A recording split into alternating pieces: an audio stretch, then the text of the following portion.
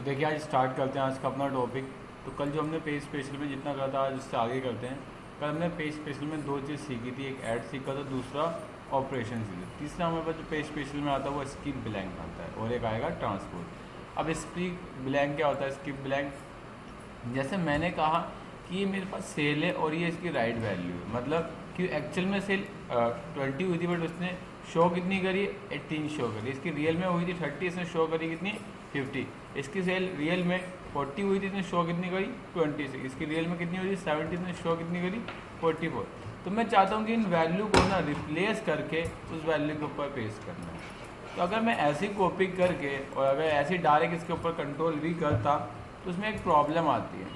Problem क्या आती है कि वो जो ब्लैंक सेल है उसको भी यह पेस्ट कर दे। क्या कहता है? वो पेस्ट कर दे। मैं चाहता हूँ कि ऐसा ना हो कि जो रियल वैल्यू खाली उसको ही पेस्ट करें। तो उस समय हम क्या करते हैं, इस पूरे एरिया को सिलेक्ट करेंगे एंड देन कॉपी करेंगे।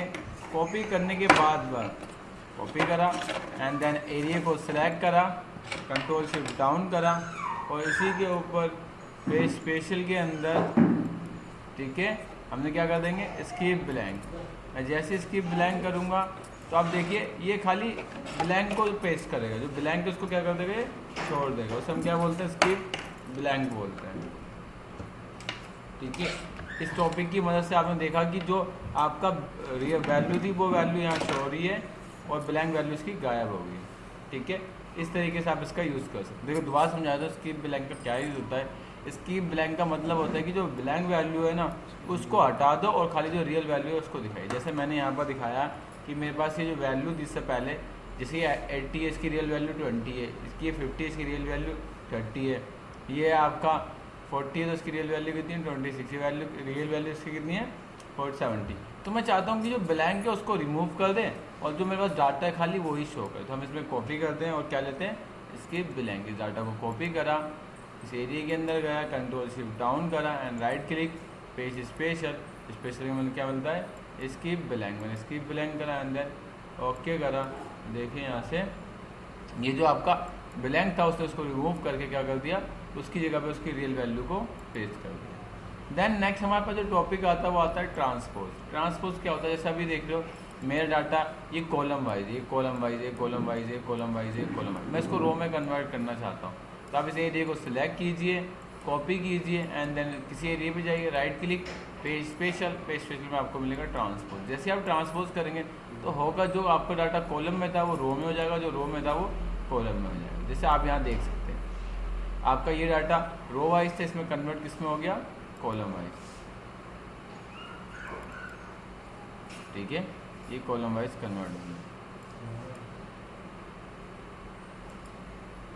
ठीक है, आप ऐसे इसका यूज़ कर सकते हैं। क्लियर? अब जैसे इसी डाटा को रो वाइज को कॉलम वाइज करना तो इस एरिया को सिलेक्ट करेंगे, कॉपी करेंगे and right click, paste special, transpose कर दीजिए। पेस्ट हो गया, डायरेक्ट मुझे ट्रांसपोज करना चाहिए था। राइट क्लिक, पेज कॉपी करना पड़ेगा दोबारा, copy, right click, paste special and then transpose. जैसे ट्रांसपोज करूँगा तो ये कॉलम वाइज हो जाएगा। देन नेक्स्ट हमारे पास आता है paste as a link. Sir paste as a link क्या करता है? जैसे आप लोगों को मैंने पहली क्लास में ही बताया था कि आपको किसी को लिंक करना हो तो आप इक्वल लगाइए, उस रेंज को सिलेक्ट कर दीजिए, तो ये क्या होता है? उससे लिंक हो जाता है। आप देखिए जैसे मैं इस पर आगे ट्रैक करूँगा ये A1 से लिंक है, ये किससे लिंक हो जाएगा? आपका B1 से लिंक हो जाएगा, ये C1 से लिंक हो जाएगा और ये आपका D1 से लिंक हो जाएगा। ये A1 से लिंक था, इसको नीचे करूँगा तो A2 से लिंक हो जाएगा, इसको करूँगा तो किससे लिंक हो जाएगा? ये A3, A4, ऐसे नीचे करता जाऊँगा तो लिंक होता जाएगा। ठीक है, इसको आगे बढ़ाऊँगा तो ये B1 से लिंक होता जाएगा। तो ऐसे ही नहीं, अपने आप में सब लिंक हैं। ठीक है, लेकिन लिंक बनाने की देखो कितनी मेहनत करनी पड़ रही है मुझे कि बार बार डाटा को इंक्रीज डिक्रीज करना पड़ रहा है। कि आप चाहते हो कि ये लिंक बन जाए ऑटोमेटिक, तो उस सिचुएशन में आप क्या करोगे? ठीक है, तो सिंपल आप इस डाटा को कॉपी कीजिए और जहाँ पेस्ट करना है पेस्ट करते वक्त आप क्या कर दीजिए? पेस्ट एज अ लिंक, तो आपका डाटा लिंक हो जाएगा। ठीक है, जो चेंज आप यहाँ करोगे वही चेंज आपको वहाँ दिख जाएंगे। तो ऐसा क्यों करते हो कि ऐसा इसलिए करते जब हम जाके ना फार्मूले लगाते हैं, बाकी चल के मैं आपको फार्मूले दिखाऊंगा या रिपोर्टें दिखाऊंगा तो उसके अंदर लिंक से ही सारा काम होता है। अगर मेरे पास अभी डेस्कटॉप पर वो फाइलें नहीं बढ़ी, जो डैशबोर्ड की फाइलें होती हैं उसमें आपको दिखा सकता था कि हमें लिंकिंग क्यों बनाते हैं, उसका फ़ायदा क्या है लिंकिंग बनाने का। ठीक है, तो ये बहुत सारे फ़ायदे हैं इसके क्राइटेरिया के बारे में आगे सके। अब इसके बाद हमारे पास जो नेक्स्ट आता है वो पेज एज अ पिक्चर आता है, paste as a hyperlink आता है। हाइपर लिंक के बारे में बता दूं, हाइपर लिंक तभी आपका यहाँ पर ओपन होगा जब आप लोगों ने इस फाइल को कॉपी सेव कर रखा हो। जैसे मैंने कहा कि मेरे पास यहाँ पर टॉप है और नीचे मेरा बॉटम है, मैं चाहता हूँ कि जैसे ही मैं इस पर क्लिक करूँ तो मैं टॉप पे पहुँच जाऊँ और टॉप पे क्लिक करूँ तो बॉटम पे आ जाऊँ। तो इस डाटा को कॉपी कीजिए और जाके कहाँ कर दीजिए, इस पर राइट क्लिक, पेज स्पेशल में आप यहाँ से आना पड़ेगा, paste as a hyperlink. देखिए वो उससे लिंक हो गया, जैसे ही मैं इसको क्लिक करूँगा तो मैं बॉटम पे पहुँच जाऊँगा। ठीक है, हाँ मैंने बोला नहीं सर मुझे इस वाले को भी लिंक करना है, तो उसको कॉपी करेंगे और देन उसी पे जाके आप क्या कर देंगे, पेज पे में यहाँ पे जाके हाइपर लिंक कर देंगे। तो देखिए आपका लिंक हो गया, देन आप इस पर क्लिक करेंगे तो टॉप, इस पर क्लिक करेंगे तो बॉटम। तो ऐसा आप लोग कर सकते हैं। ठीक है, paste as a hyperlink. इसके बाद आता है paste as a picture.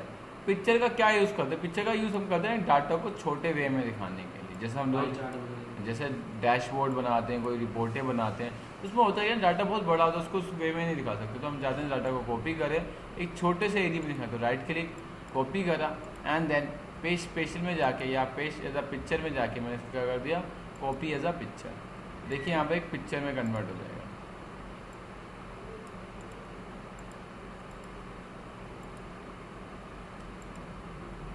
Picture में आ गया। जैसे पिक्चर में आएगा तो उसकी अपनी एक फॉर्मेटिंग आप अच्छे एक लुक में दिखा सकते हैं, इफेक्टिव बॉर्डर में दिखा सकते हैं, या जो आपको चाहिए वो कर सकते हैं इसके अंदर आप लोग।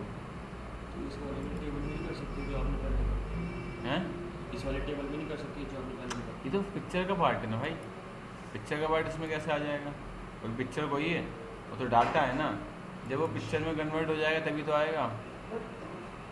उसके बाद इसी पिक्चर को उसका बॉर्डर कैसे करना है, लाइनिंग कैसे दिखानी है, तो इस सारी चीज़ों को करने के लिए आप इसका इफेक्ट कर सकते हैं। ये देखिए एक अच्छी सी लुक में दिखेगी पिक्चर।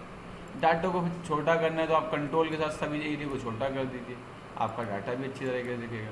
तो हम लोग डैशबोर्ड बनाते हैं तो इस चीज़ की मदद लेते हैं। देन इसके बाद आता है लास्ट जो टॉपिक है हमारा पेज स्पेशल है, paste as a hyperlink, paste as a picture link.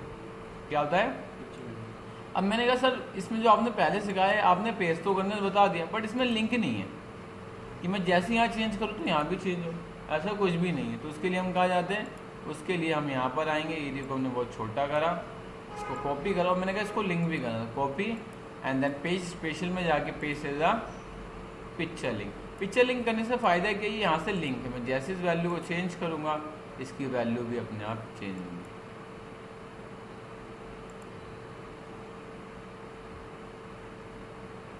और ये क्या सर ये paste as a picture link यही काम करेगा, नहीं ये वर्ड पे भी काम करेगा, मैं दिखाता हूँ आपको। इसका यूज़ मैं अभी आपका एक एग्जांपल भी समझाऊंगा कि इसका यूज़ रियल में मैंने कहाँ करा था। देखिए जैसे मैंने इस डाटा को कॉपी करा और वर्ड में जाके पेज स्पेशल के अंदर पेज सेजा इस पर क्लिक लिंक कर दिया। मैंने बोला क्या लिंक करना है, paste link and Microsoft Excel. देखिए अब यहाँ से लिंक हो गया। अब मैंने इसका कलर पूरा चेंज कर दिया, मैंने इसका कलर कर दिया रेड। देखिए मैं जैसे ही कलर करा ऑटोमेटिक कलर यहाँ पे भी हो गया। इसका यूज़ मैंने करा था एक मेल के लिए, कस्टमर थे, उन्होंने मुझे फ़ोन करके बोला कि सर एक्चुअली क्या है ना, मुझे हर घंटे बाद अपने ऑफिस की एक मेल भेजनी पड़ती है सेल को, बड़े अफसर को। बट उन्होंने कहा कि जैसे एक आवर चेंज हो, मतलब कि आवर का टाइम चेंज हो जाए तुरंत मेल चली जाए। तो प्रॉब्लम क्या होती है, 2-3 मिनट तो लग ही जाते थे मेल करने में, डाटा को कॉपी करना, फिर मेल करना, सेव करना, तो उसको ना प्रॉब्लम बहुत होती थी। तो मैंने क्या करा, मैंने उसको यहीं से डाटा को कॉपी करवाया, ठीक है, और आउटलुक पे जाके क्या कर दिया, मैंने paste as a picture link करवा दी। क्या कर दिया, आउटलुक में जाके paste as a picture link करवाया, और पिक्चर लिंक करवाने के साथ साथ ना मैंने उसका एक वो पॉपअप भी बनवा दिया, जिससे हुआ क्या ना कि उसको बार बार वो काम नहीं करना पड़ता था। मैंने इसमें अपनी ईमेल आईडी डाली थी तो उसमें हो नहीं रहा था, चल नहीं रहा था। आउटलुक नहीं चल रहा नहीं मतलब यहाँ पे आके उसके बाद यहाँ पर आके प्रोसीजर जो सर्चिंग का होता है उसमें आके रुक जाता है। मैं बता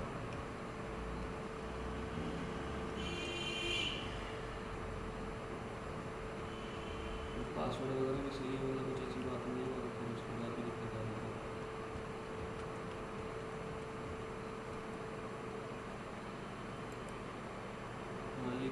एक हो जाता है, इसमें से दूसरा नहीं होता।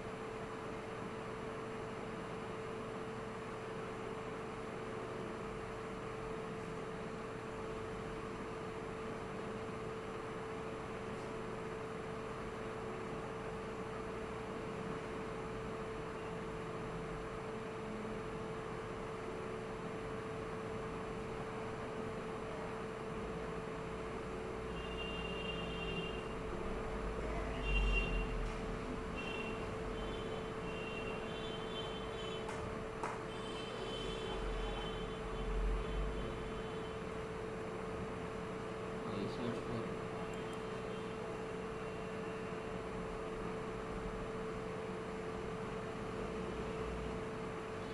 ये बस चाइना उसमें कुछ पता है। नहीं हो जाता है। मैंने तो इस सिस्टम में जो नीचे आप इसके सिस्टम में का इस पर भी लॉगिन कर रखा अपने आईडी से। 2 बार ही करा मैंने, उसके बाद फिर कैंसिल ही कर दिया मैंने।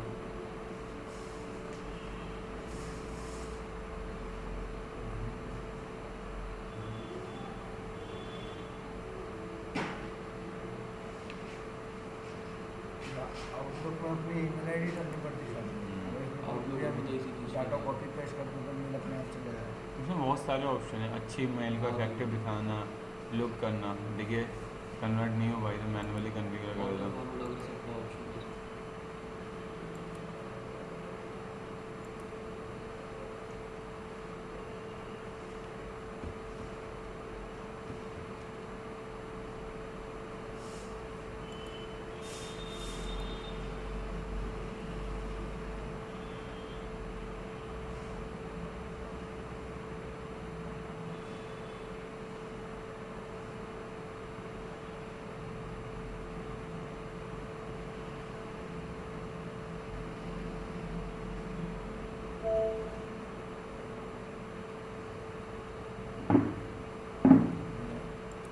लगा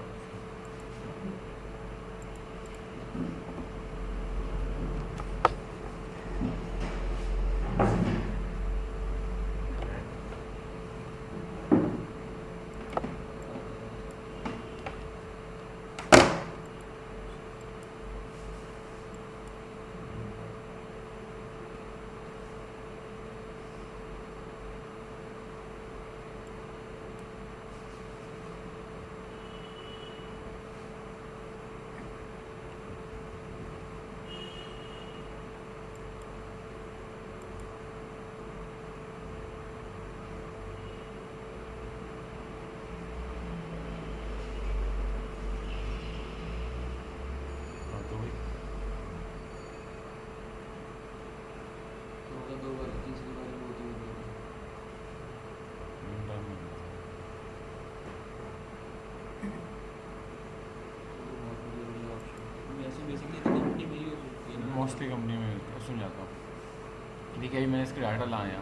अब मैंने कहा ना कि मुझे एक मेल को डिजाइन करना और मेल करनी है, लेकिन मेल ना मुझे हर बार डाटा को चेंज करे करनी होती थी मेल। ठीक है, लेकिन मैं चाहता था जैसे मैं डाटा चेंज हो वैसे इसके अंदर अपने आप चेंज हो जाए। देखिए मैं दिखाता हूँ, मैं यहाँ से एक न्यू मेल को जनरेट कर रहा हूँ। अभी ऊपर नॉट रिस्पॉन्डिंग आ रहा है। ठीक है,